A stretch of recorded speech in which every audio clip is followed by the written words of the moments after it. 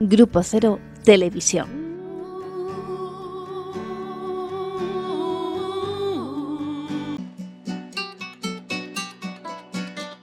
No estamos exactamente en ningún sitio.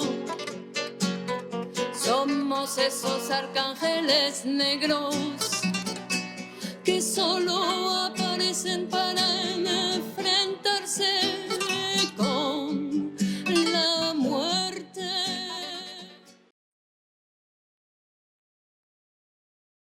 Hola, muy buenos días. Buenos días, ¿qué tal? Buenas noches. Hoy vamos a dedicar este programa al gran Papa Francisco, que está recuperándose y que con la dosis de poesía de hoy va a estar chupi. Sí, hoy vamos a presentar al revolucionario Ernesto Guevara de la Serna, el Che. Otro argentino. Otro argentino, sí. Nació en 1928 en Rosario, Argentina. A los 2 años, después de una grave enfermedad, se le diagnostica una afección asmática que hace que su familia decida trasladarse a la provincia de Córdoba, donde transcurren su infancia y adolescencia. Hay que subrayar que la familia es de clase muy alta en Argentina, la familia Guevara. Guevara Lynch. Guevara Lynch. Tras el comienzo de la Guerra Civil Española, su padre, Ernesto Guevara Lynch, crea un comité de ayuda a los republicanos españoles, que despierta sus inquietudes infantiles y le hace tomar contacto por primera vez con la realidad política y social. En 1947 se traslada con su familia a Buenos Aires.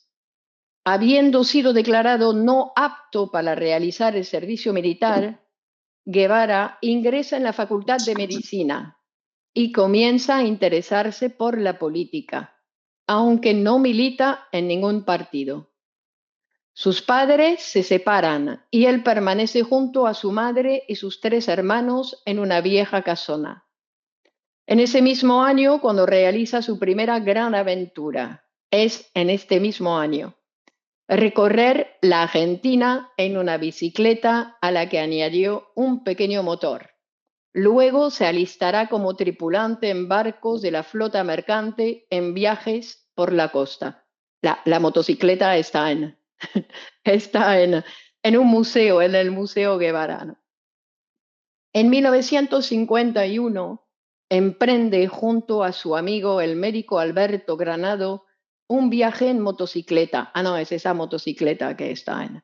Comenzando por el sur argentino y siguiendo viaje hacia el norte, pasando por Chile, Bolivia, Perú, Colombia, Venezuela, desde donde viaja en avión a Miami, donde permanece un mes, para regresar finalmente a Buenos Aires. Hay una película de ese viaje. Hay 7 películas sobre la vida del Che. 7. Y hay una infinidad de canciones que se ha ido. Es un mito impresionante.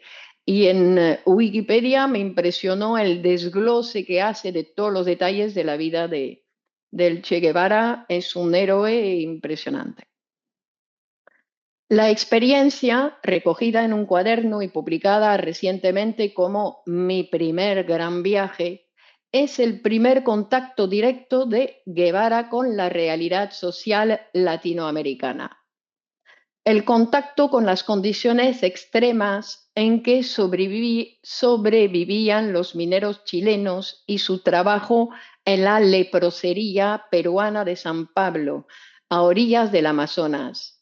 Fueron momentos cruciales para la formación de la sólida ideología revolucionaria que ya nunca lo abandonaría. Vamos a hacer un primer paso ahí para ver la primera lista de poemas ahí, para ver ahí a qué escritor es. Autorretrato oscuro de una joven nación de raíces de hierba, raíces que niegan la rabia de América.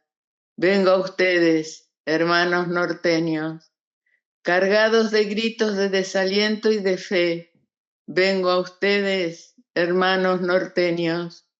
Vengo de donde venimos los Homo sapiens. Devoré kilómetros en ritos transhumantes, con mi materia asmática que cargo como una cruz y en la entraña extraña de metáfora inconexa. La ruta fue muy larga y muy grande la carga. Persiste en mí el aroma de los pasos vagabundos y aún en el naufragio de mi ser subterráneo, a pesar de que se anuncian orillas salvadoras, nado displicente contra la resaca, conservando intacta la condición de náufrago. Estoy solo frente a la noche inexorable y acierto dejo dulzón de los billetes. Europa me llama con voz de vino añejo, aliento de carne rubia, objetos de museo.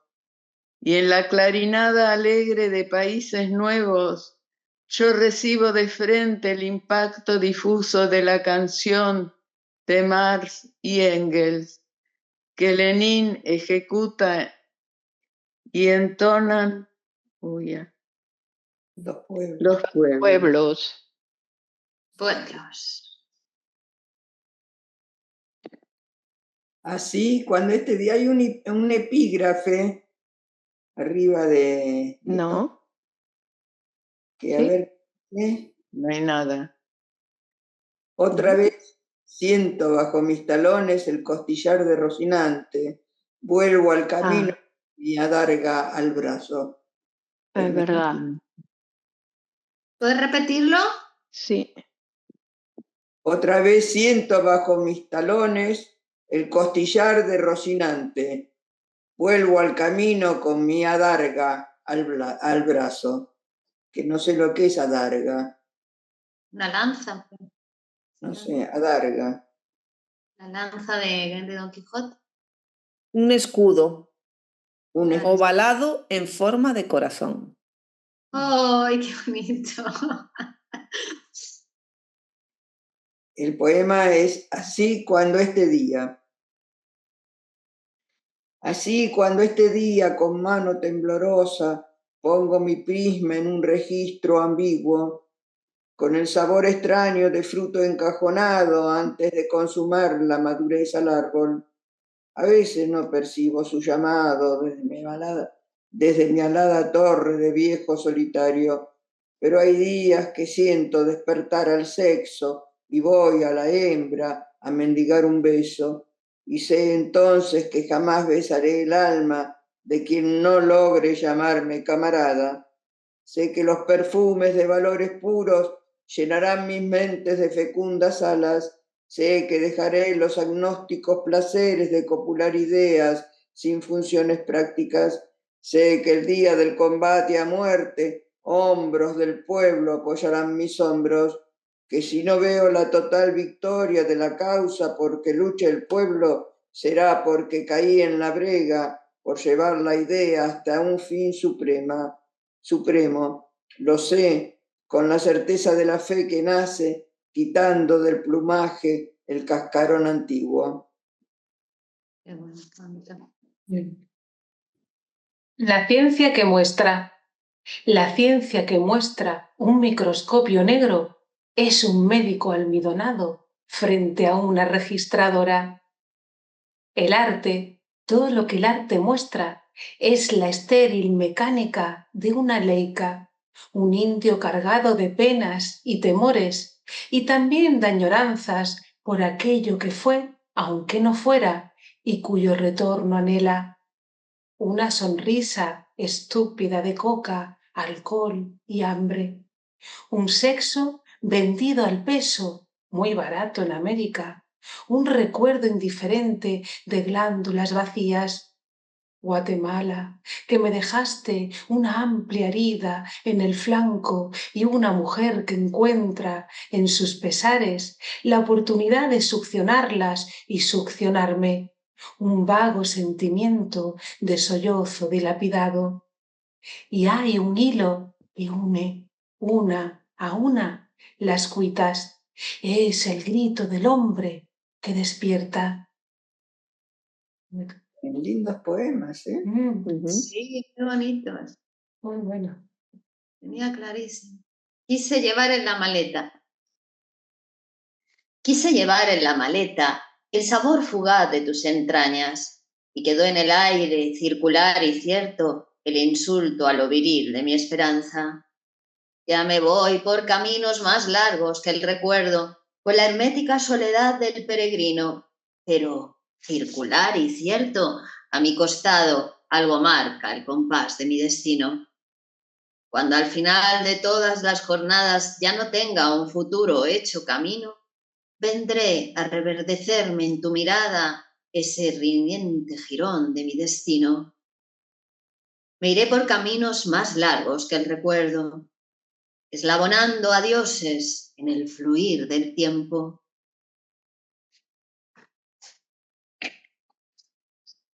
Despedida a Tomás. A ti, encallado amigo, hacia las aguas quietas del arrecife blanco, donde te amarra tu sueño de náufrago, va mi camión de despedida. Mi canción. A ver, era muy bonito. ¿Qué vamos a hacer? ¿Qué tienes en el camión? Tengo salvavidas de estos. Armas. Despedida a Tomás. A ti, encallado amigo, hacia las aguas quietas del arrecife blanco, donde te amarra tu sueño de náufrago, va mi canción de despedida. Hoy he despertado con afán de alas en las jarcias, y tiendo velas inalámbricas, navegando hacia el puerto de la hora, marcado por la brújula indolente. Hoy estiro mi lenguaje al viento para estrechar tus palabras y llevarme algo de tu lamento tierno a compartir asombros que ya estoy viviendo. Se fue ya la primavera que fertiliza tu almohada. No es por mi paz partida, sino por tu nave que ya no navega. Te comprendo, golondrina truncada. Quisiera llevarte a la fuente Castalia o darte elixir de iguales poderes. Y aunque soy un médico asomado a las cosas que no las transforma y apenas comprende, tengo, no obstante, una fórmula mágica. Creo que la aprendí en una mina de Bolivia, o tal vez chilena, peruana o mexicana, o en el destroncado imperio de Sonora, o en un puerto negro del Brasil africano, o tal vez en cada punto de una palabra. La fórmula es sencilla. No te ocupes del cerco. Ataca el arrecife. Une tus manos jóvenes a la piedra anciana y dale en tu pulso a los rojos corales palpitantes en diminutas ondas cotidianas. Un día, aunque mi recuerdo sea una vela más allá del horizonte y tu recuerdo sea una nave encallada en mi memoria, se asomará la aurora a gritar con asombro, viendo a los rojos hermanos del horizonte marchando alegres hacia el porvenir. Ellos, como los males, quietos, terribles y blancos, como la noche sorprendida al revés. Y entonces, poeta blancuzco de 4 paredes, serás el cantor del universo. Entonces, poeta trágico, delicado, enfermo, serás un robusto poeta del pueblo.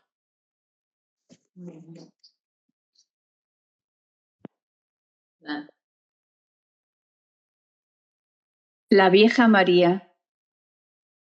Vieja María, vas a morir. Quiero hablarte en serio.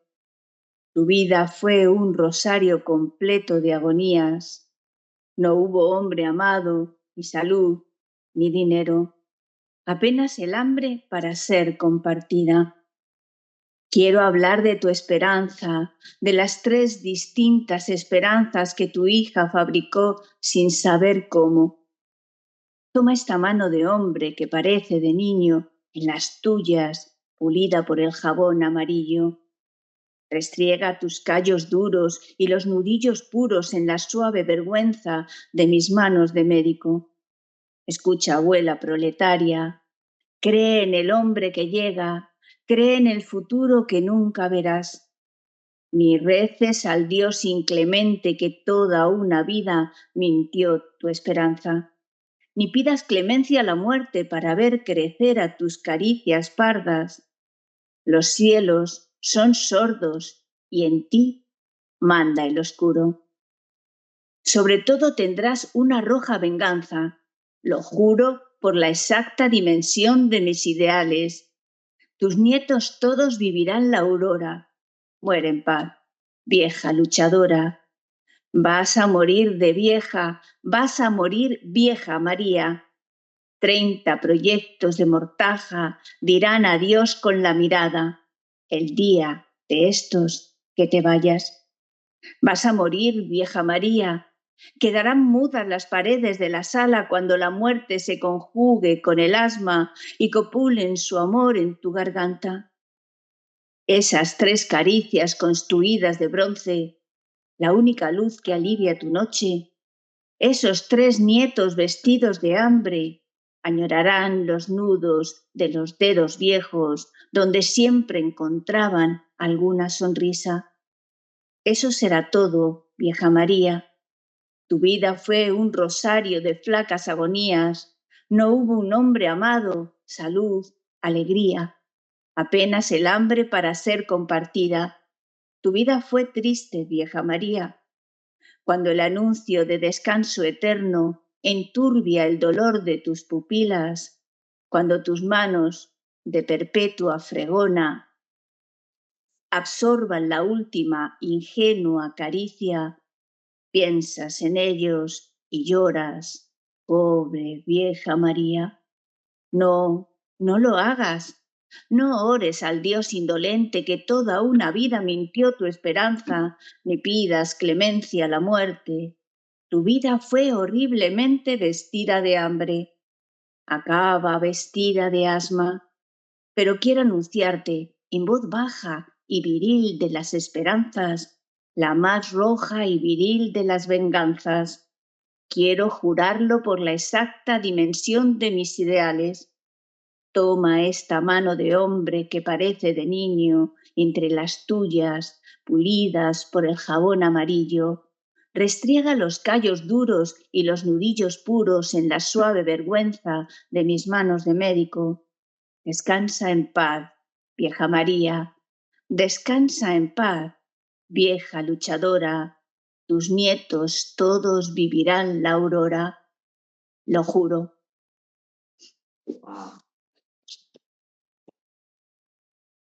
Muy bien. Canto al Nilo. Enorme es tu pasado, insumiso mar de 2 mareas.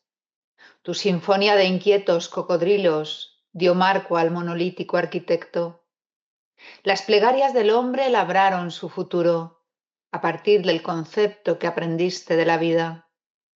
Tu sangre legamosa llenó las tierras de blancos trinos vegetales. Tu mecanismo de cósmico impulso llevó al África a través de las eras desde antes que a los toros venerara. Pero cuánto dormiste. 40 siglos fueron hasta el grito de coraje que solo estremeciera tu músculo atrevido. Si hoy le canto al ayer de muerta piedra y convoco los recuerdos de Tebas, es que el presente aflora en tu pasado, es que vive en la presa de Asuán y en Suez reconquistado. Canto al nuevo grito de tu garganta sonora, al hondo retumbar de las pisadas solemnes uniendo su destino al polvo del desierto. Canto a la mano sobria que estrecha su certeza con la certeza inculta del último beduino. Va el canto hacia los hijos que defienden tu suelo con los firmes morteros de los rifles de pueblo. ¿Alguien puede afirmar sin sonrojarse el triunfo de la fuerza sobre la fe del hombre? Te admiro y te presiento en mis almas sustanciales, con toda tu justicia de arteria nutritiva, Te quiero porque, hermano, mi aurora con tu aurora, y en mis carnes se adentra la feroz mordedura de coloniales fauces, decadentes mandíbulas celadoras de Israel. Y retumba en mis sienes, en el clásico son, el eco de las bombas que caen sobre tu hermano, rectilíneo y sosegado hermano artificial, sin doblegar tu cielo de impávidas alburas. Hoy, que mi patria está llena de jalones huecos y yo inicio mi pistola en hazañas menores, tu epopeya acicatea mis ideales.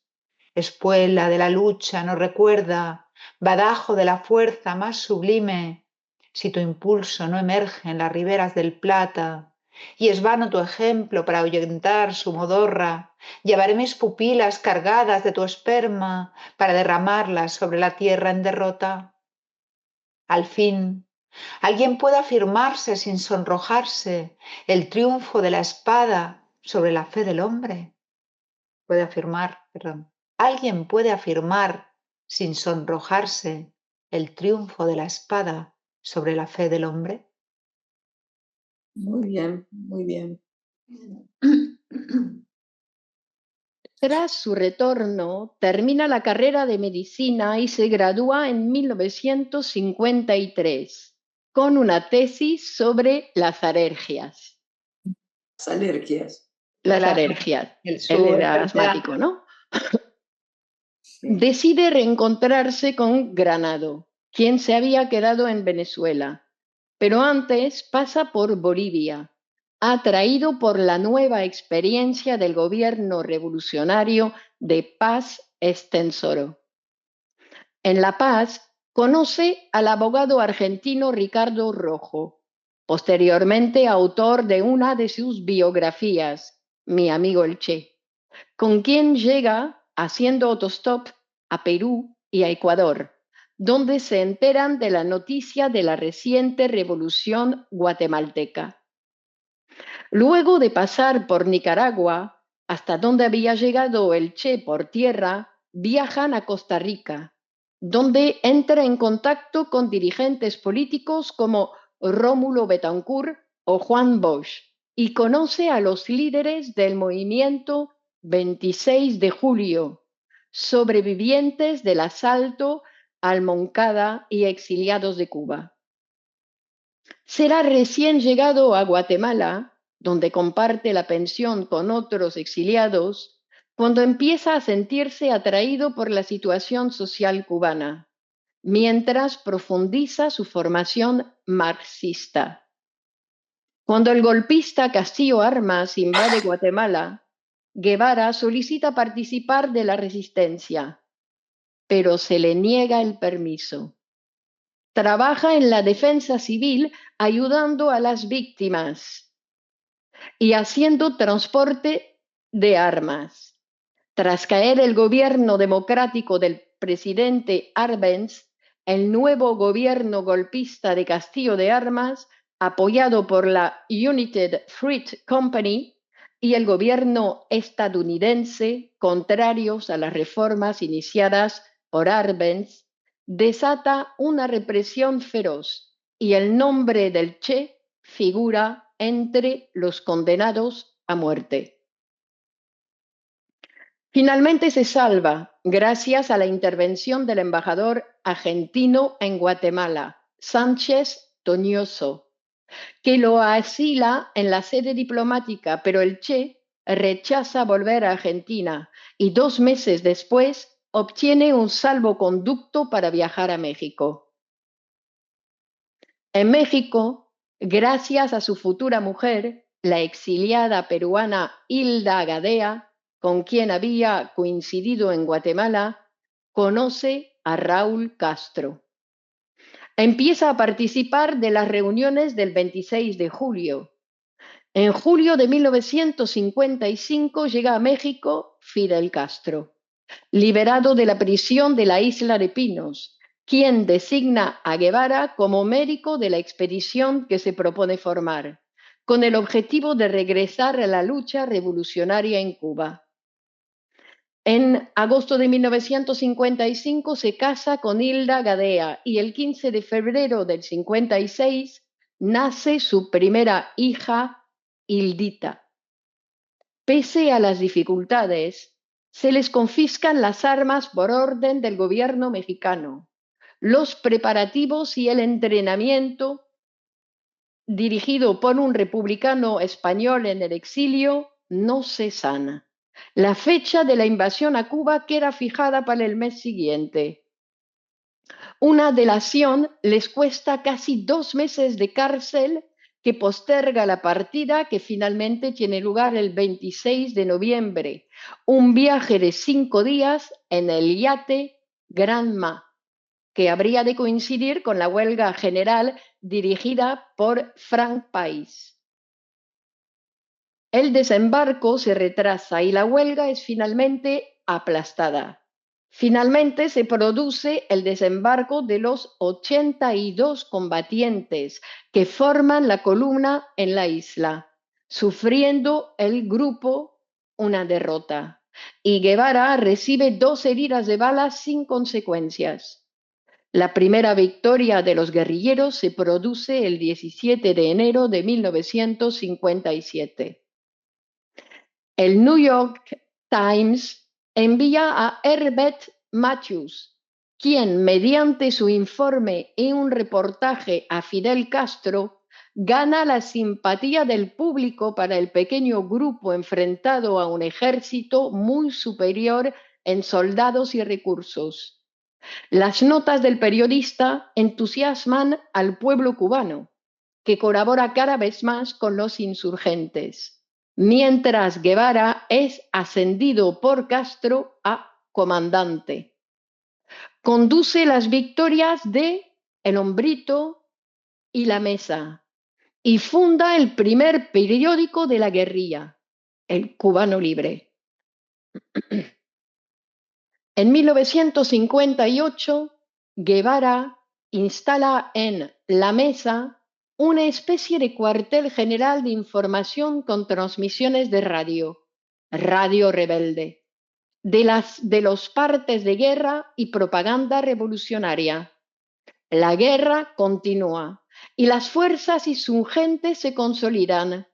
Guevara se pone al frente junto a Camilo Cienfuegos, de la columna invasora número 8, y cruza la isla en un penoso viaje de más de 600 kilómetros. En diciembre conoce a Aleida March. Al llegar al Escambre, unifica las distintas formaciones guerrilleras. Mientras tanto, Fidel avanza sobre Santiago de Cuba. La unión de las diversas columnas permite al Che tomar la estratégica ciudad de Santa Clara el 31 de diciembre de 1958. La acción precipita la caída de la dictadura de Batista. Fidel Castro llega hasta el lugar y decreta la reforma agraria en la provincia. Finalmente, el 1 de enero de 1959, Batista parte al exilio. El 5 del mismo mes es nombrado como presidente el candidato revolucionario Manuel Urrutia Lleó. Y el 8 de enero, las fuerzas revolucionarias entran victoriosas en La Habana. El Che se divorcia de Hilda y el 9 de junio de dicho año se casa con Aleida March, quien militaba en el movimiento 26 de julio e inicia una serie de viajes. En la República Árabe Unida se entrevista con Nasser, ¿no? Hemos visto Canto al Nilo, quien lo proclama gran libertador de los oprimidos. En la India se reúne con Nehru y en Belgrado con Tito. A su regreso a Cuba es designado presidente del Banco Central. En 1960, Guevara participa de las negociaciones con los soviéticos para el establecimiento de convenios comerciales entre rusos y cubanos.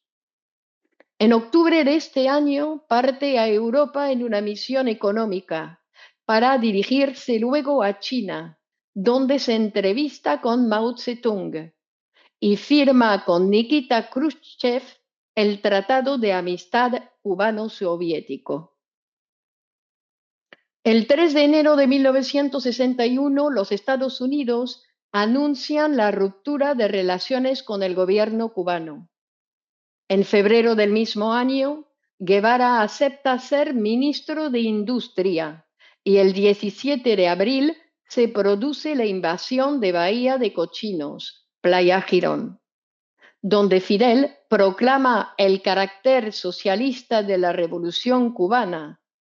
Ante la derrota yanqui, el Che dirá: es la primera derrota del imperialismo en América Latina y en escala mundial. Después de la invasión, viaja a Punta del Este, donde participa en la reunión del Consejo Económico y Social de la Organización de Estados Americanos, OEA, en la cual interviene para presagiar el fracaso de la Alianza para el Progreso, política que impulsaba el gobierno demócrata de Kennedy. Mantiene reuniones secretas con el presidente argentino Arturo Frondizi y con el brasileño Jânio Quadros, quienes serían derrocados más tarde por golpes militares. Su papel en el proceso de la Revolución cubana es cada vez más importante y en 1962 compone junto a Fidel y Raúl Castro, Osvaldo Dorticós, Blas Roca y Emilio Aragonés la Dirección Nacional de las Organizaciones Revolucionarias Integradas. En octubre de ese año se produce la llamada Crisis de los Misiles, cuando el gobierno estadounidense denuncia la presencia de armamento soviético en la isla. El conflicto termina con la retirada soviética, lo cual pone en solfa el alcance del apoyo de Nikita Khrushchev al gobierno de Fidel Castro, a pesar de los zapatazos que el dirigente soviético propinó en una mesa de la ONU. En junio de 1963, Guevara llega a Argelia y en 1964 preside la delegación cubana ante la Asamblea General de las Naciones Unidas y viaja nuevamente a Argel, donde se entrevista con Ben Bella. En Argel era la guerra, sí, guerra de independencia, ¿no? ¿Con quién se entrevista? Con Ben Bella. Ben Bella era el que organizaba la resistencia de los argelinos contra los franceses para la independencia. Y después sigue, ¿no? Se mete en todas. En el año 1965 estará marcado por numerosos viajes a África, en especial al Congo y a Guinea, tratando de profundizar en la tendencia marxista-leninista, además de combinar la participación de guerrilleros cubanos en las fuerzas insurrectas en Angola. El 25 de febrero, el Che ataca duramente a la Unión Soviética en un discurso en Argel por estar en total desacuerdo con su visión del socialismo. El Che propone crear un gran grupo compacto de naciones en proceso de liberación, asistiéndose mutuamente de forma gratuita, mientras que la URSS rechaza la propuesta. Pero al volver a Cuba, el 15 de marzo, debe dar explicaciones y se reúne con Fidel Castro durante 48 horas. Lo que hablaron nunca trascendió. Esta conversación, sin embargo, parece que fue determinante para la aparición de la primera fisura en la Revolución cubana. Guevara se retira de la arena política. Finalmente, en julio, Guevara aparece en el Congo, al frente de un grupo guerrillero cubano para luchar contra el gobierno de Moisés Chombe, que contaba con el apoyo belga y estadounidense. A la decepción que le produjo la guerrillera congoleña se suma la lectura pública, por parte de Castro, de 3 cartas de despedida, una dirigida a Fidel, otra a sus padres y la restante a sus hijos. Esta decisión sorprendió y decepcionó al Che, al entender que, en la práctica, se le expulsaba de Cuba. La consecuencia inmediata en el Congo fue, como él cuenta en su diario, que sus compañeros vieran en él a un extranjero, colaborando con los cubanos, a pesar de que un decreto del propio gobierno cubano le había concedido dicha nacionalidad. A finales de noviembre, el Che y el resto de cubanos salen del Congo, después de 7 meses de una guerra absurda y ajena. En ese país, con el nuevo nombre de Zaire, toma el poder Mobutu. El Che ya no quería volver a Cuba y en Dar es Salaam, que es remanso de paz, en Tanzania, en la embajada cubana, recupera energías y reflexiona sobre la experiencia congoleña. Fidel, con cierta culpabilidad y obligado sin duda por su enorme popularidad en la isla, le pide que vuelva. El Che viaja a Praga y permanece ahí casi 4 meses, también en clandestinidad. Y de esa misma condición y disfrazado, regresa a Cuba para organizar el siguiente objetivo. Me he perdido. En agosto de 1966, entra en Bolivia con una credencial de observador de la OEA, afeitado y calvo, luciendo gafas. Ahora es Ramón Benítez. Ahí recorre el país conversando con los diversos grupos guerrilleros y comienza la acción sin el apoyo del Partido Comunista Boliviano. La experiencia es recogida en el diario del Che en Bolivia. El 8 de octubre de 1967, tras ser herido en una pierna, cae prisionero en un lugar denominado Quebrada del Churo, por una patrulla de Rangers con mando norteamericano y posteriormente es asesinado en la escuela de La Higuera, según las órdenes del régimen boliviano, presionado, al parecer, por la CIA. Luego se exhibe su cuerpo a los periodistas y curiosos en un lavadero, antes de enterrarlo en un lugar que no fue descubierto hasta 1997. Se le cortan las manos para que no pueda ser posteriormente identificado mediante las huellas dactilares.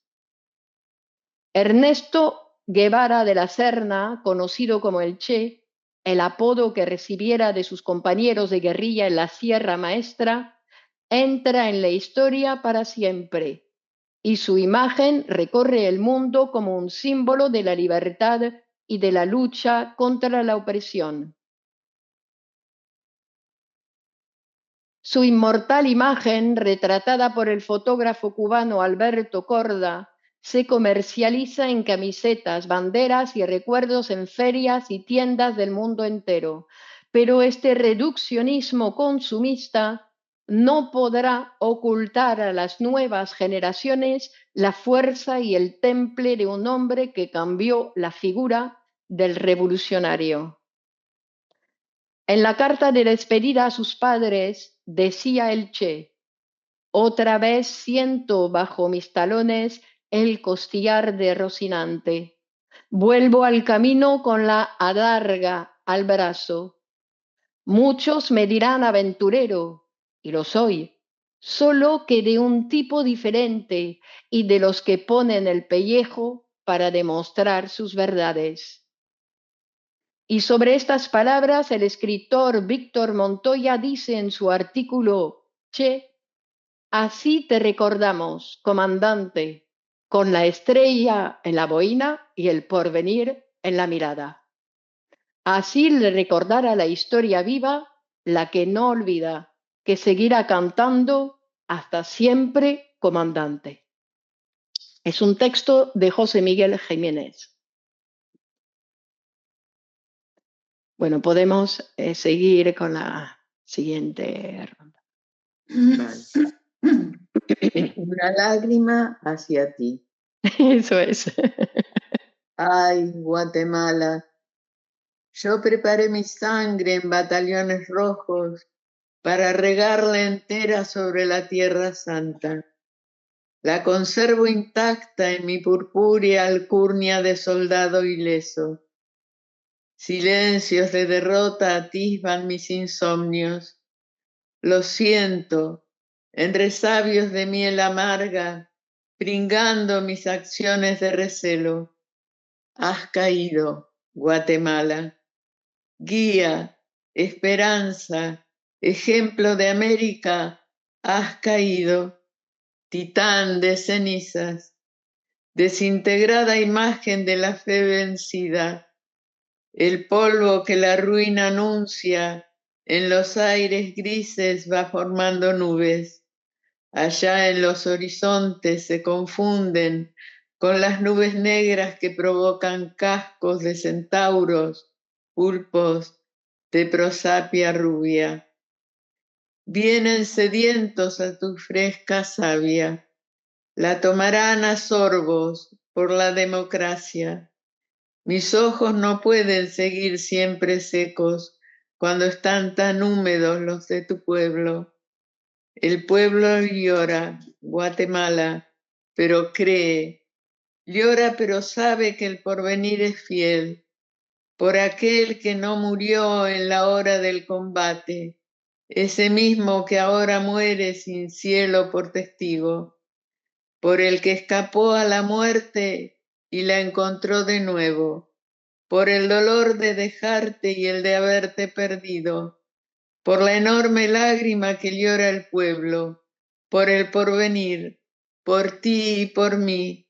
Guatemala, hoy que me alejo, envío esta lágrima esperanzada y doliente a dialogar futuros con tu pueblo inerme.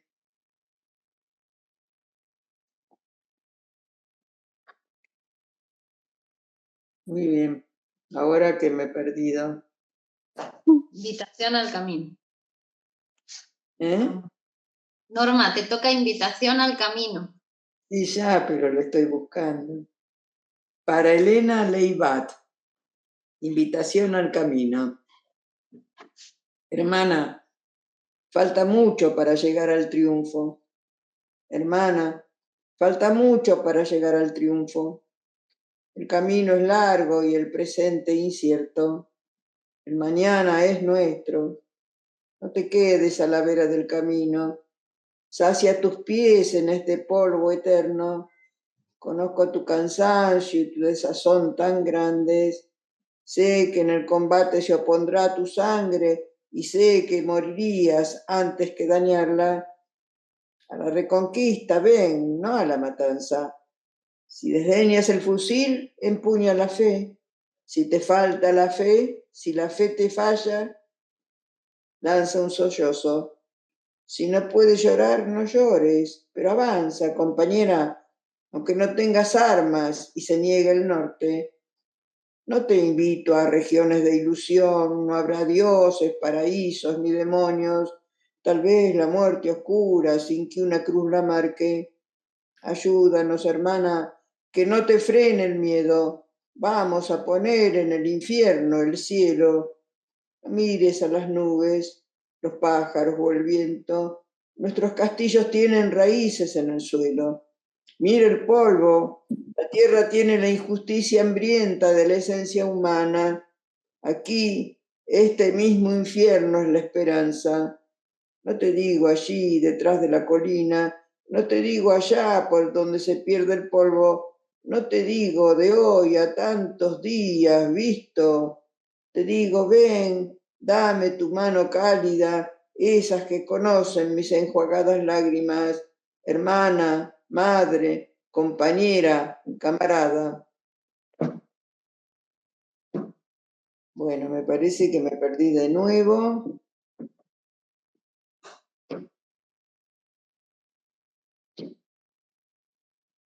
Mira qué buena imagen la de Olga, ¿no? Parece, además se mueve. Este camino conduce a la batalla. Deja tu cansancio, deja tus temores, deja tus pequeñas angustias cotidianas. ¿Qué importa el polvo acre? ¿Qué importan los escollos? ¿Qué importa que tus hijos no escuchen el llamado? A su cárcel de Greenback vamos a buscarlos. Camarada, sígueme, es la hora de marchar. Y ahí terminó. Quise llevar en la maleta. Quise llevar en la maleta el sabor fugaz de tus entrañas, y quedó en el aire, circular y cierto, el insulto a lo viril de mi esperanza. Ya me voy por caminos más largos que el recuerdo, con la emética soledad del peregrino. Pero, circular y cierto, a mi costado, algo marca el compás de mi destino. Cuando al final de todas las jornadas ya no tenga un futuro hecho camino, vendré a reverdecerme en tu mirada ese riente jirón de mi destino. Me iré por caminos más largos que el recuerdo, eslabonando a dioses en el fluir del tiempo.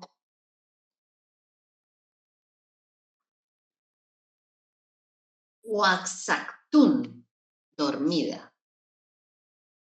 A Morley, el desconocido y venerado amigo Oaxactún, la de grises sueños, voz escondida detrás del misterio.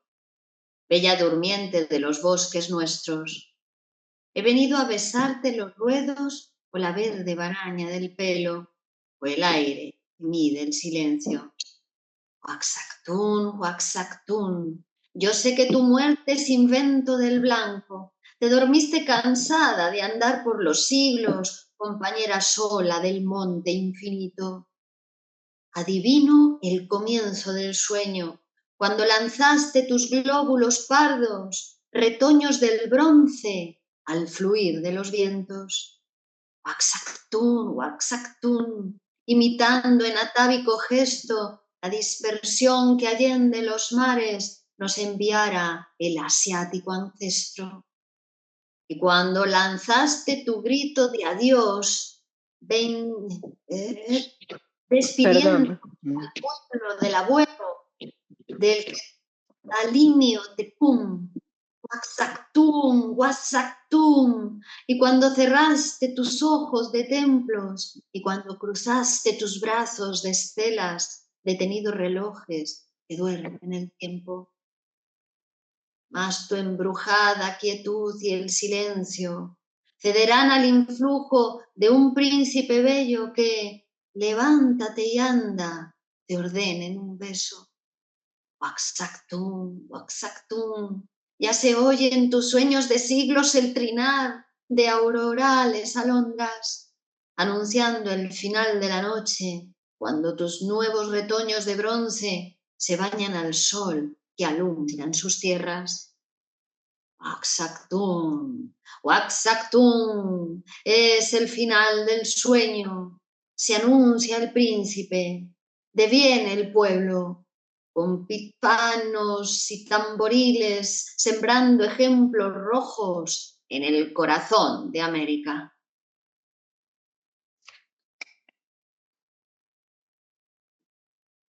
Canto a Fidel. Vámonos, ardiente profeta de la aurora, por recónditos senderos inalámbricos, a liberar el verde caimán que tanto amas. Vámonos, derrotando afrentas con la frente plena de martianas estrellas insurrectas. Juremos lograr el triunfo o encontrar la muerte. Cuando suene el primer disparo y se despierte en virginal asombro la manigua entera, allí, a tu lado, serenos combatientes, nos tendrás. Cuando tu voz derrame hacia los cuatro vientos reforma agraria, justicia, pan, libertad, allí, a tu lado, con idénticos acentos, nos tendrás. Y cuando llegue, al final de la jornada, la sanitaria operación contra el tirano, allí, a tu lado, aguardando la postrer batalla, nos tendrás. El día que la fiera se lama el flanco herido, donde el dardo nacionalizador le dé, allí, a tu lado, con el corazón altivo, nos tendrás. No pienses que puedan menguar nuestra entereza las doradas pulgas armadas de regalos. Pedimos un fusil, sus balas y una peña, nada más. Y si en nuestro camino se interpone el hierro, pedimos un sudario de cubanas lágrimas para que se cubran los guerrilleros huesos en el tránsito a la historia americana. Nada más.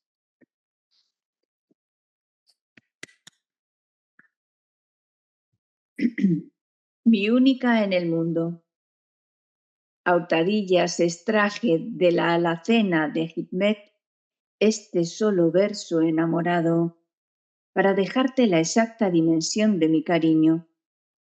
No obstante, en el laberinto más hondo del caracol taciturno se unen y repelen los polos de mi espíritu, tú y todos. Los todos me exigen la entrega total, que mi sola sombra oscurezca el camino, mas, sin burlar las normas del amor sublimado, le guardo escondida en mi alforja de viaje. Te llevo en mi alforja de viajero insaciable, como al pan nuestro de todos los días. Salgo a edificar las primaveras de sangre y argamasa y dejo en el hueco de mi ausencia este beso sin domicilio conocido. Pero no me anunciaron la plaza reservada en el desfile triunfal de la victoria, y el sendero que conduce a mi camino está nimbado de sombras agoreras. Si me destinan al oscuro sitial de los cimientos, guárdalo en el archivo nebuloso del recuerdo, úsalo en noches de lágrimas y sueños. Adiós, mi única.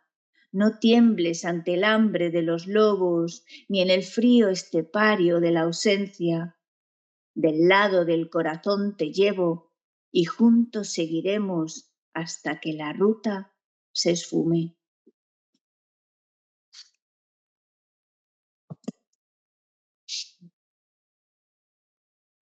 Hola, ¿me oís? Sí. Tengo un problema con el sonido. España en América. ¿Recuerdas, Guatemala, esos días de julio del año 36? Claro que sí. En tu pétreo esqueleto, en tus venas cantarinas, en tu cabellera verde, en tu volcánico seno, ¿lo recuerdas? Como a mí, con mi memoria de niño succionando el pasado, aflora tu recuerdo invertebrado de democracia en pañales, el tableteo lejano de la infamia. Tus viejos poetas lo recuerdan, tus jóvenes bates lo adivinan. En Granada y en la noche sin aurora, el plomo brotaba de las manos que llorando balas ahogaban la voz del rey de los gitanos. Todos tus cantores lo recuerdan, Granada, bananera, nombres frescos de frutas sacarinas, Granada, bananera, símbolos trágicos del hombre en el ocaso. Allí en Europa, los que tienen, por eso no lloran, de plomo las calaveras. Aquí en América, los que se venden por lo que den, al dólar de la frutera. No pudieron desmenuzar poetas, pero con granadas abrieron, como granadas, frutas, sacarinas, el pecho de los hijos de tu pueblo. El delito de ser libres los llevó hasta el cementerio. El delito de ser hombres los puso entre los muertos. Y los títeres gritaban, mataban, escarnecían, con la voz y con la acción de mamita compañía. Castillo armas aquí, allá se llamó Franco. 2 nombres y el pueblo ensangrentado, y un grito que cementa el viejo abrazo. ¿Y Chamberlain, Hitler, Mussolini? Murieron, mas sus hijos proliferan. El gran retoño en que perdura el eje es un venerable abuelo de lustrosa calva, evangélica sentencia y puñal la leve. Venera antepasados con religiosa unción y enciende cirios ante el jefe de su clan. El mítico personaje esclavizador, el señor monopolio. ¿Y Chamberlain? ¿No tuvo hijos? Ay, los tuvo. Ay, su pútrido esperma germinó en América. Vargas y Pinilla se la llamaron los traidores que la faz de los pueblos mancharon de vergüenza. No hablemos de Gálvez ni Somoza, viejos receptáculos de mierda. En sus manos tienen sangre americana y en la cara escupitajo de los hijos de Brasil, de Colombia, de Honduras, Nicaragua y Guatemala. Anticipo la defensa del mundo occidental. Jamás olvidaré al glorioso general, cómo aúllan los chacales en la noche, cómo azuza el abuelo a sus coyotes. Mas la historia consumió decenios enseñando la meta a donde lleva el miedo. Muy bien. Buenísimo. Qué bueno, impresionante. Sí, impresionante, la verdad. Voy a terminar porque hay alguna que dice que entonces recibió premios de Egipto en el 59, el Orden de la República, premio al Orden de la República. Después recibió doctorado honoris causa en pedagogía en la Universidad Central de Las Villas en el 59. Orden del León Blanco en primera clase, eso es el nombre del premio, Orden del León Blanco en primera clase en Checoslovaquia en 1960, por su colaboración para el fomento de relaciones amistosas entre ambos países. Recibió la Gran Cruz de la Orden Nacional de la Cruz del Sur, Brasil, en el 61, para expresar a vuestra excelencia, al gobierno de Cuba y al pueblo cubano nuestra gratitud, nuestro respeto. Recibió la Orden de la Gran Revolución del 1 de septiembre en Libia en 1990. Es nombrado Ciudadano Ilustre Post-Mortem de Rosario en el 2002, doctorado honoris causa en Ciencias Médicas, Instituto Superior de Ciencias Médicas de 2003. Orden Augusto César Sandino en grado Batalla de San Jacinto, máxima condecoración en Nicaragua en 2008. Y tiene libros, cuadernos y artículos escritos. Tiene un libro del 77 que se llama El socialismo y el hombre nuevo. Tiene un diccionario filosófico. Tiene un libro que se llama La angustia, que es un cuento publicado por Página 12 en el 92. Tiene un libro que se llama Machu Picchu, Enigma de piedra en América, del 53. Notas de viaje, ¿no? El diario de motocicleta. Después tiene Aquí va un soldado de las Américas, cartas a su familia recompiladas por el padre. La guerra de guerrillas, de 1960. Pasajes de la Guerra Revolucionaria Cubana, del 63. Apuntes críticos a la economía política, La Habana, 2006. El año en que estuvimos en ninguna parte, escrita por el Che cuando participaba en la guerrilla del Congo. La duda, un libro que se llama La duda. Cuento corto escrito en el Congo. La piedra, cuento corto escrito posiblemente en la época que murió su madre. Diario del Che en Bolivia, en el 68. Escritos y discursos en 9 tomos. Publicado en el 85, la segunda reimpresión. Después hay un libro que se llama Obra Completa del 97. Pasajes de la Guerra Revolucionaria del Congo, publicado en 1999. Después, Carta inédita de Guevara a Armando Art Dávalos, publicada en la revista cubana Contracorriente del 97. Otra vez, el diario inédito del segundo viaje por América Latina.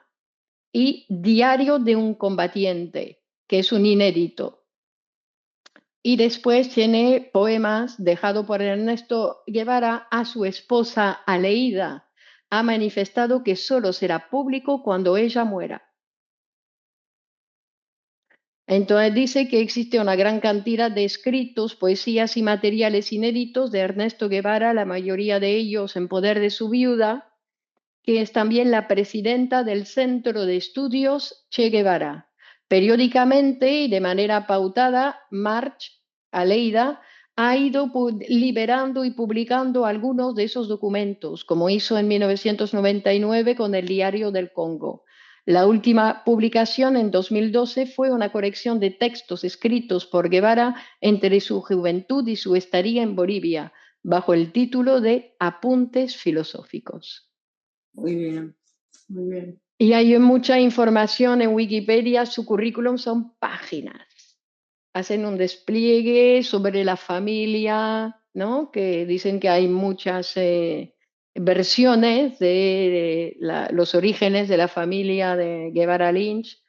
Bueno, y hay todos sus viajes, un despliegue. Es impresionante que Wikipedia, ¿no?, le dé un espacio tan grande. Nunca había visto un currículum tan grande en Wikipedia. Bueno, se lo merece. Total. ¿De dónde has sacado el material de los poemas? ¿De dónde lo sacaste? Hay un libro que se llama un Poemas libro. y Cuentos de Guevara. Bueno, es el libro, y después estuve buscando más poemas y encontré muy pocos más por ahí. Este libro está en PDF. Sí, Vale. lo tengo en PDF, el libro de Poemas y Cuentos. Yo tengo uno de discursos de los 9 tomos esos, compré uno en Argentina. Ajá, ¿ves? Eso debe estar bien, ¿no? Pues eso. Es de Grupo Cero este. Bueno, es un revolucionario, ¿no? Claro. Pero también cómo se deja escribir, ¿no? ¿Ves esa escritura, cómo se deja escribir? Ha escrito un texto sobre el canto general de Neruda. Digo, es un gran lector, Y he encontrado también un documento de los libros leídos por el Che Guevara, ¿no? Y esa es la lista de cómo se formó el Che, claro. Pues eso es interesante. Qué bueno. Está en PDF por internet, lo encontré. Muy bien. Bueno, fantástico. Así que Hay que leer. impresionante. Escribía bien, ¿eh? Sí, Pero sí, sí. Súper bien. Qué poeta, ¿no? Con los pies a la altura de los pies. Sí, que sabe en qué mundo vive, ¿no? Y lo que se ve muy bien también es como hay un mismo hilo, ¿no? de deseo de libertad, de no sometimiento, de histórico, porque toma el Egipto, el antiguo Egipto, toma toda la historia. Su implicación en la historia. Sí, y que no se quedó en América, ¿no? Bueno, que era ni en Argentina. Bueno, Argentina casi no la nombra. Bueno, por lo menos ahí, ¿no? Que es América. Es América. Pero ves que hablaba, ¿no?, de esa unión de todos los pobres en vía de liberación, que pudiesen unirse y ayudarse los unos a los otros. Bueno, esa idea todavía está en el candelero, ¿no? La unión de los pueblos latinoamericanos. Eso es y eso es lo que están tratando de conseguir, ¿no? Sí, en el discurso que mandó Alejandra, de la presidenta de México, estaba eso. No, Sí. claro. Claro, es que los continentes, bueno, dicen que a Gaddafi lo asesinaron porque tenía el proyecto de riegar todo el continente africano. Él quería la unión y había conseguido establecer un mecanismo de riego para dar agua a todo el continente. Claro, el África verde, ¿no? Claro. Claro. Iban a dejar hacer eso. Qué fuerte, ¿no? Te matan cuando haces cosas por la humanidad, qué fuerte. Sí, Claro, por los total. pobres. Es que es así, total. Sobre todo si revientas algún negociete que tienen por ahí.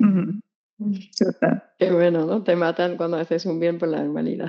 Sí. Que se unieran los pueblos del mundo, ¿no? Digo, sería la cantidad podría con cualquier cosa. Pero te acuerdas, ¿no? Que Menaza puso, ¿no? Que le dijo, Putin sin psicoanálisis no se puede.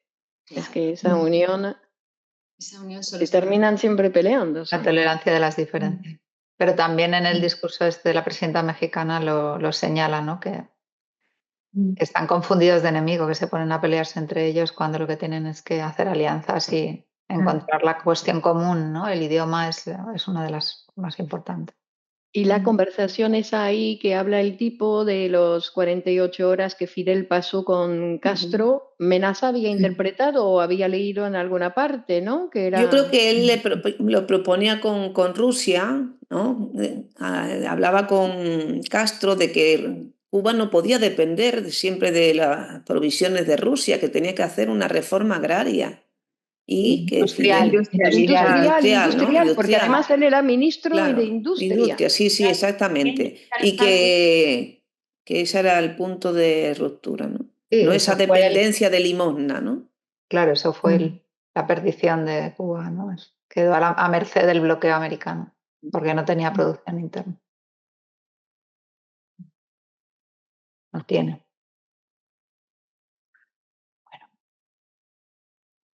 Bueno, seguimos la próxima semana con un nuevo poeta aquí en poesiamapoesia.com. Saludo. Bien, Adiós, hasta Muchas luego. gracias. Chao. Gracias, chao. No estamos exactamente en ningún sitio. Somos esos arcángeles.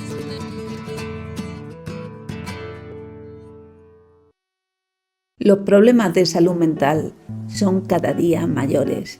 Son necesarios profesionales cualificados. Te ofrecemos una cuidada formación en psicoanálisis impartida por psicoanalistas con más de 20 años de experiencia clínica y en formación continua en la Escuela de Psicoanálisis Grupo Cero.